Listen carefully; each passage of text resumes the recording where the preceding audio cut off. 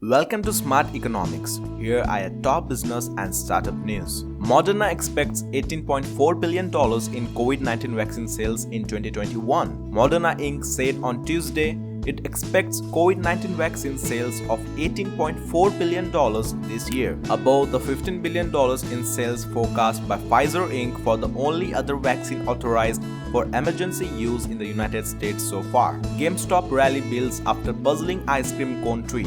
GameStop Corporation share surges more than 50% in the early deals on Thursday as amateur investors jumped back in the stock weeks after an unprecedented short squeeze triggered a 1,600% rally in the video game retailer. The latest moves build on Wednesday's rally in GameStop and other so-called stonks, an international misspelling of stocks favored by retail traders on social media sites such as Reddit's Wall Street Bets.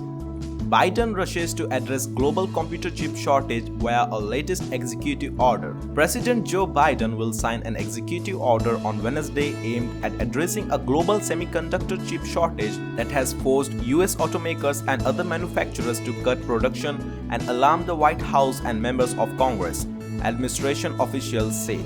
European banks plan homegrown rival to Visa and MasterCard by 2025. A pan-European payments network can be in place by 2025 to make the continent a master of its own destiny. In a sector dominated by American duo Visa and MasterCard, the project's top officials said on Wednesday. The European Payments Initiative (EPI) was launched last July and became an interim company in December with 22 banks as shareholders. Australia passes law to make Facebook, Google pay for news. Australia's parliament passed landmark legislation Thursday requiring global digital giants to pay for local news content.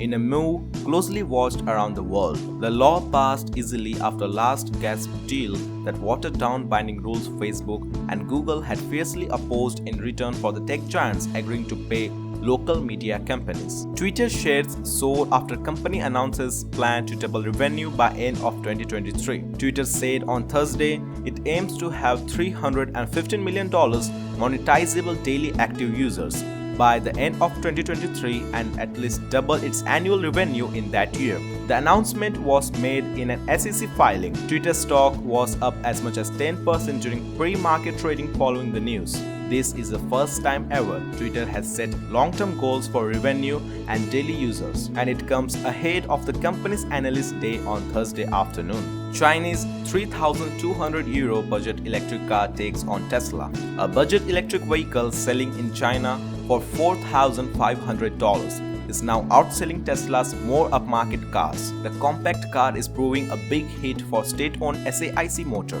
China's top automaker. The Hongkong Mini EV is being built as part of a joint venture with US car giant General Motors. Last month, sales of the budget car in China were around double those of Tesla, which was cautioned this month over safety issues there. Apple buys a company every 3 to 4 weeks. Apple has acquired about 100 companies over the last 6 years. The company's chief executive officer, Tim Cook, has revealed that works out at a company every 3 to 4 weeks. He told Apple's annual meeting of shareholders on Tuesday. Apple recently delivered its largest quarter by revenue of all time, bringing in $111.4 billion in its first quarter of its fiscal year 2021. Mr. Cook told the shareholders meeting that the acquisitions are mostly aimed at acquiring technology and talent. Fintech players get $2.7 billion from VC fund in 2020. Despite the pandemic-induced disruptions, venture capital funds pumped $2.7 billion onto domestic fintech companies in 2020, the second highest fund infusion into the sector since 2019, when it had peaked at $3.5 billion. According to a report, the biggest investments were into Bengaluru-based payments firm Nevi Technologies at $397.9 billion, at $397.9 million from angel funds. Noida-based Pine Labs attracted $300 million from private equity players, and Razorpay received $100 million from GIC of Singapore, Sequoia and others, making it a unicorn.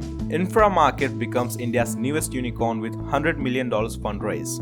The newest unicorn in India is a startup that is helping construction and real estate companies in the world's second most populated nation procure materials, and handle logistics of their projects. 4-year-old Infra Markets said on Thursday it has raised $100 million in a Series C round led by Tiger Global. Existing investors including Fundamental, Accel Partners, Nexus Venture Partners, Evolvance India Fund, and Systema Asia Fund also participated in the round, which valued the Indian startup at $1 billion.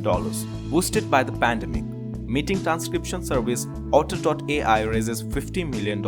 Over the past year or so, voice transcription startup Otter.ai doubled down on the future of remote work by integrating its product with meeting apps like Zoom and Google Meet. When the COVID-19 pandemic having sent so many to work from home, those investments have paid off. The company has transcribed over 100 million meetings with more than 3 billion minutes and has seen an 8x increase in revenues during 2020. Now, Otter.ai is announcing its next steps fueled by a new $50 million Series B round of investment. Terminus raises $90 million to grow its B2B marketing platform, now valued at around $400 million.